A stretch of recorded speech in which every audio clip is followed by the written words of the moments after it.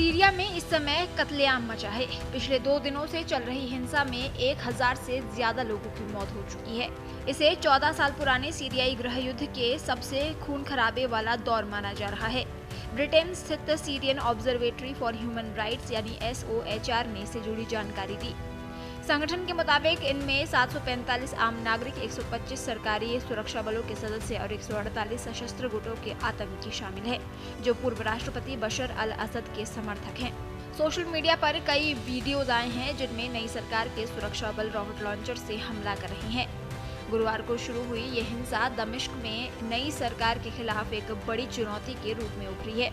3 महीने पहले ही विद्रोहियों ने असद को सत्ता से हटाकर नई सरकार का गठन किया था। सरकार ने दावा किया कि वो असद के बचे खुचे सैनिकों के हमलों का जवाब दे रही है।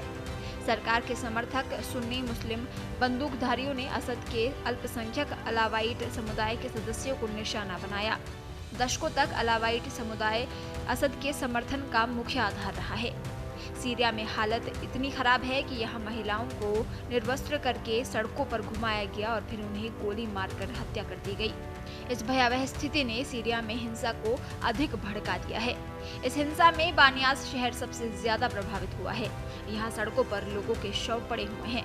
वहीं बंदूकधारियों ने नागरिकों को दफनाने से भी रोक दिया था। रिपोर्ट के मुताबिक अलावाइट गांवों और कस्बों में घुसकर खून खराबा किया जा रहा है। इन गांवों के निवासियों ने बताया कि बंदूकधारियों ने अलावाइट पुरुषों को सड़कों पर या उनके घरों के गेट पर गोली मार दी।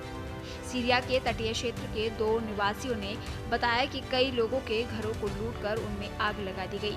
हजारों लोग अपनी जान बचाने के लिए पास के पहाड़ों में भाग गए।